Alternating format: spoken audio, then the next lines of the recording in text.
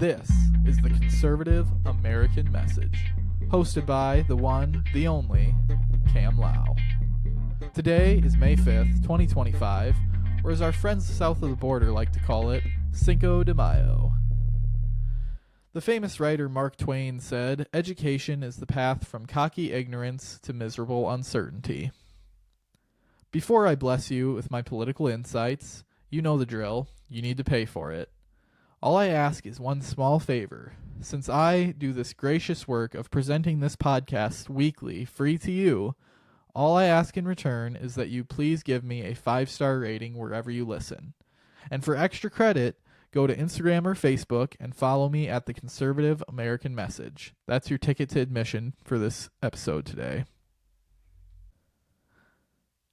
A student at Brown University sent a very controversial email to faculty. You see, he so dared to ask the question of people who his tuition employs, "What do you do here?" In a Doge-style email, he is asking administrators that suck off giant 6-figure salaries off the school, what is your role here? What are you contributing? What value do you create? And just like in the federal government with what Elon Musk and others have done, they questioned these federal employees. What value do you create? What are you actually doing to serve the American taxpayer? And in a lot of cases, they weren't doing a lot. I've heard a lot of people whining about how they lost their dream job, these National Park Service rangers and all kinds of various jobs that, oh, this was my dream job that Trump has just ruined my life and taken away from me. Well, guess what? If you love your job that much, don't get me wrong, I love my job, but if you love your job so much that you're not actually working, there's kind of a problem here. Because you see, you're not creating any value. You're just hanging out and collecting a paycheck. And that's what most of these government employees have done. And that's what most of these college administrators are doing. And that goes for both the community college to the state university, all the way up to these Ivy League schools. Of course, at these Ivy League schools, and especially at a school like Brown, this is a giant problem, far more than your local community college. The amount of administrators that are employed simply to deal with issues like gender and race and DEI initiatives is insurmountable, millions of dollars being spent. And that's just on the administrative side. That doesn't even delve into the professors and all the classes devoted to all of this. It's a never-ending cycle, you see. They teach these kids stuff that they can't get employed to do other than being employed through the college. The college then hires them and pays them ridiculous salaries to just indoctrinate the next generation. This is their whole scheme that they started decades ago. But not only does that scheme have bad ramifications for the ideology of young people, it's also not good for them financially. And I think that's what this student is trying to get at. He asks what these people do for a job. And furthermore, he is using the information and data he collects and using different metrics to basically score all of these employees. And on his website, he is calling out people who are basically just a waste of space. You know, you can check this out at bloat.brownspectator.com, but he's completely exposed the mismanagement of university resources. I think that this concern came out of a lot of students being concerned about the tuition costs rising. I saw some report somewhere that Brown University's tuition next year is likely to surpass $90,000 per year. That's insane. When you add on books and living costs and all of those, you're looking at a $500,000 college education. Now, I know that Ivy League schools are pretty elite and, you know, they are probably more than likely, if they apply themselves in a good career, get a decent degree that's actually worth something, they're likely to be highly paid and be successful. But $500,000 in debt at 22 years old? I mean, I'm 22 years old right now, and I cannot imagine having that amount of debt. That's just insane, especially a debt on not an asset, not something that's going to appreciate or generate you any wealth, on just a piece of paper that says, hey, I went to an Ivy League school, so I'm in the club. I mean, I'm not saying there's no value, but holy cow, that cannot pencil out in the end. But out of this concern that this student had and many others that are working with him, he began to question the school and how they are using his resources that he is funding. You know, Brown for several years has been running a multi-million-dollar deficit, much like our federal government. They are not making money, no matter how much money they charge these students, because they're spending more than they bring in. And if you're telling me that a school is supposed to be educating our young people on how to go out and live in the world, and they can't even balance their own personal budget, how do we expect these young people to go out into the world and be financially successful?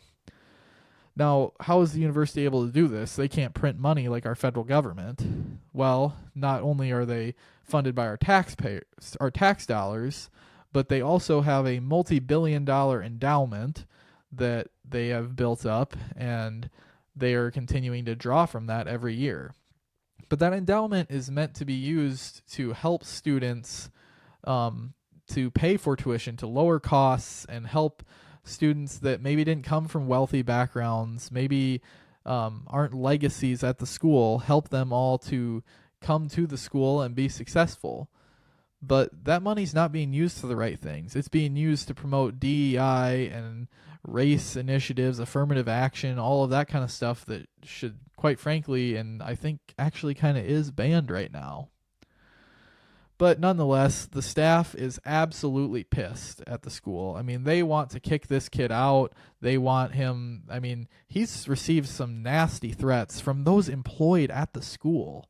I mean, you're talking death threats, stuff showing up at his house, at people, his family members' houses.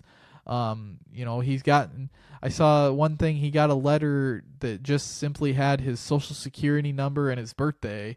It's like just completely threatening him and telling him that he's not going to be able to finish his schooling. They're going to kick him out.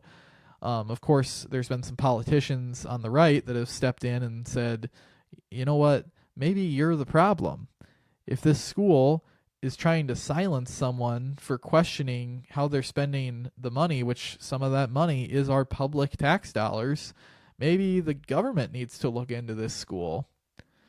But what it really comes down to is, how is a young person today, and I think about this a lot as a young person today, and I know many of my listeners out there, you guys are young people thinking about these same things.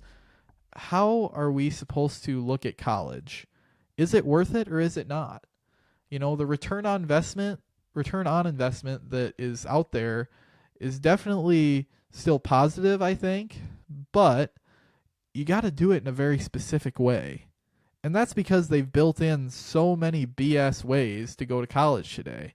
I think even just to our parents' generation, the Gen Xers, when they went off to college, there were degrees that correlated to jobs, and they picked one and they completed it and they went on to do those jobs. And the tuition, well, yes, it was high for them at the time, but it wasn't impossible to pay. Many of them were actually able to not borrow. The ones that did borrow paid it off very quickly. Compare that to today, where you're talking tens of thousands of dollars per year for some of these schools. It's just insane. I mean, there's still some opportunity out there to be successful and go to college if you go with a low-cost tuition school, that being a public school, community colleges, state universities. Compared to a private school, you can't even do it. I mean, unless we're talking something about family that has a lot of wealth and you have a college fund set up for you, which still, I wouldn't waste that on going to some school that seems cooler. But if there's means to go to a school and it's not going to hurt you financially in your future, by all means, go to whatever school you want. Go to a private Christian school. There's scholarships that can be applied for and given out. If you can get the scholarships to get that tuition cost down, that it's worth it, then by all means. But I see this from a lot of Christians, that they think that they need to go to a Christian school, a private Christian university. And I love the sentiment. That's an awesome idea, but it's not worth it. Besides, half of these Christian schools left anymore are more liberal than the state universities. To pay extra tuition just for having some Bible classes involved or some theological message being pushed throughout all the schooling, you can learn that without having to pay these gross costs that I see. I mean, it's a little bit insane. There's also so many degrees, both at the private, Christian, public, wherever you want to go. There are so many degrees that have absolutely no return on investment. And in some of these cases, I'm talking about degrees that do correlate to jobs. You look at education, and if you don't go to school the right way to become a teacher, you're not going to see a return on investment in that because it's a low-paying field, and you know that going in. Now, you can do it right. You can get the scholarships. You can go to community college first, and maybe it'll all turn out that you actually make some money in the end. But if you're trying to compare your life to someone who didn't go to college and decide whether it's worth it for you, and you go to school for education and borrow everything to the hilt, you're going to be making less than the guy who didn't go to college. So just know that going in. Think about this stuff. I mean, for you guys in high school that listen to my show, really think through whether you want to go to college. I think it's important. I mean, I wish I'd have done more college. I went to school for 2 years, and I honestly, one of my biggest regrets, I should have gone for the 4-year degree. Problem was I hated school. But I urge you to just think it through and make sure you have a plan going forward, that you don't change your major 12 times before you get to the end, because then it's not going to ROI. You're not going to come out ahead in the end. The Ivy Leagues are a whole different ball game. I don't think most people listening to this, except for one person that might be listening to this, went to an Ivy League school or plans to, but there again, it's a family wealth thing, it's a legacy thing, it's a scholarship thing. Without those in play, there is no way that Ivy League schools are going to have the ROI for you. It's just not going to happen. I mean, as an employer, I don't think people look that deep into it. If you got the degree, wherever you got it, it don't matter. They just want to know if you're going to be a good employee. So basically, to sum it up, college is only going to be worth it if you pick from a very select few pathways, and you have to do it smart. Otherwise, it's just a waste of money and time. I want to remind you guys about an event I brought up last week, the Red, White, Blue, and You. Just a reminder, it's Sunday, June 1st at 5 p.m. at the Hancock County Fairgrounds in Britt, Iowa. There's going to be a bunch of awesome speakers, former guest on this show, and Iowa gubernatorial candidate Brad Sherman, January 6th prisoner Leo Kelly, U.S. Senate candidate Jim Carlin, and a couple others too. So it's going to be a great night, pork loin supper, live and silent auction, and they're going to raffle off a gun. So I hope to see you guys on June 1st. I'm weird, guys. I know you know that already, but I mean, I'm really weird. When I was 12 years old, I watched a lot of Fox News. I used to record the O'Reilly Factor every night so that I could watch it the next day because I was busy during that time or whatever it happened to be. But I loved Bill O'Reilly, Sean Hannity, all those guys. I grew up watching them. Like how most people grow up watching sports like normal boys, I was obsessed with politics. I was a big fan of Fox News, and then I even got into like Ben Shapiro and the Daily Wire. Up until this last year, I was a subscriber to Daily Wire Plus, their premium platform. I really loved what they were doing. I believed in their mission to change the culture and come out with a new streaming service for my kids. I mean, my kids watched their shows that they made. I consumed a lot of their content, but I don't know if it's just age or maturity or just that I'm changing, but a lot of these old conservative outlets I used to rely on have become boring. Daily Wire, Fox News, even Blaze, all of these alternative medias have just become so mainstream. And part of that's just the way that I was raised, not that my parents raised me this way, but just the way I was raised off of these different political icons that I looked up to. I was a total neoconservative, go to war, read no matter what, I never questioned the Republican Party, and anything that didn't make sense to me, I completely justified it to the point that I would be arguing with someone about something that I wasn't even so sure I believed in. That's something that has changed for me a lot in the last few years, especially since starting this podcast has helped me a lot to develop my actual opinions on some of these issues. Now, I still think that probably 90 to 95% of the Republican platform I can totally get behind, no issue. I'm not questioning whether I'm in the middle or a Democrat by any means. I'm a true hard red Republican, but I think that the days of defending everything that any Republican ever does and thinking George Bush is this absolute hero are kind of behind me. And it's important to think about different ideas and different views on these issues and actually delve into it and not be afraid to have yourself be challenged. Just listening to Fox News and Ben Shapiro all the time, it just builds a confirmation bias within you that's not any good. You're not going to develop yourself as a person if you don't let yourself have your beliefs challenged. And I want to have my beliefs challenged. That's why now I actually listen to quite a few podcasts that I don't agree with. I consume a lot of information that is not something that I would have in the past because I want to be challenged and think through. And majority of the time, I'm like, no, I'm right. They're wrong. I did not change my mind just because I listened to a different voice, but it helps me to build my own views. When I listen to Joe Rogan and he talks against agriculture and for gays and for abortion and all these different things, it doesn't make me believe what he's saying, but it helps me think harder about why do I think the way I think and why is he wrong. Tucker Carlson has been probably the biggest influence in this whole thing because he showed me that the GOP is the right way, but it's not perfect because nothing can be perfect.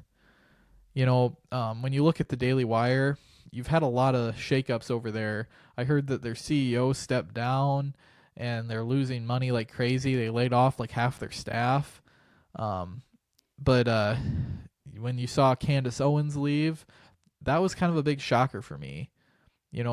I always thought that the Daily Wire was really going to become that big conservative outlet that was going to surpass everybody and everything else. And I think they're still pretty big, but when they lost Candace Owens, they really lost a lot of people that had come to their side.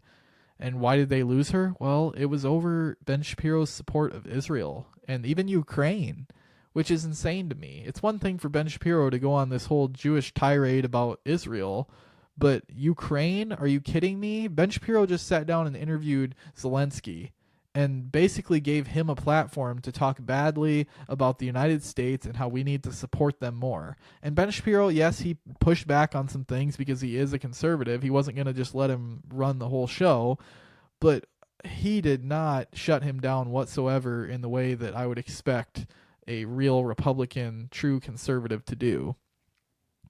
And on Israel, I've talked about Israel on this show before. We've got some upcoming shows and interviews where we're going to be talking about Israel some more. But this blind support of a nation that is mostly a atheist, secular nation that really doesn't do a whole lot for the United States is not something that we need to be pouring all of our money and resources and risking getting ourselves into a war as actual Americans over this little country in the Middle East. I'm not saying that I think that that Israel should lose the war to all these terrorist groups and everything, and maybe there's some support that can be worked out, but I don't see. The best thing to do would have been to not pull out of Afghanistan in the horrible way we did, not to give all this money to Iran the way that Biden did. That's what got us into this situation. But nonetheless, Candace Owens, for her differences she had with Ben Shapiro, and she was very outspoken about this, she left the Daily Wire. Then you had Brett Cooper, who had grown her show to millions of viewers from basically scratch. She left, and we don't really know the details on that yet, if she was fired, if she quit, what happened, but clearly there's some bad blood there, and she followed Candace to some level. So I'm just seeing this, alternative, maybe that you would call it, of the conservative news that was trying to become the big news, and they just became mainstream. They just pushed the mainstream narrative of the right. We don't need Fox News to be the only conservative outlet. I think there's a place for it, but everyone knows what you're going to hear on Fox News. We know what the opinions are going to be. What I have so enjoyed is Tucker Carlson, since his departure from Fox. He had disagreements with them and they let him go. And his viewership has surpassed Fox News today. He is like the number 1 to number 2 podcast every week. Him and Rogan are neck and neck. And Tucker Carlson is not talking about the mainstream talking points. He's interviewing people going way back in history saying, hey, you know how the schools taught you all this stuff because we have government education in this country? Well, actually, they were lying, and maybe World War II didn't happen the way we thought it did. Maybe Russia isn't this evil, horrible nation that we need to fear, and we should actually work together to have a better solution for the whole world. What Tucker is doing is he is challenging us, and I appreciate now having my views challenged. Like I said, it's really changed me a lot, and I have to just say that on this show and give all the praise to Tucker for doing that, because without his departure from Fox, I don't know if young people would have a conservative voice out there that is speaking to the truth like this. We have a lot of voices, but we don't have true conservative voices that we can trust, that I would say, other than Tucker Carlson at this time. But that's all I have time for. Were you offended by this podcast? Good. Thanks for listening, guys. Have a great week and stay conservative.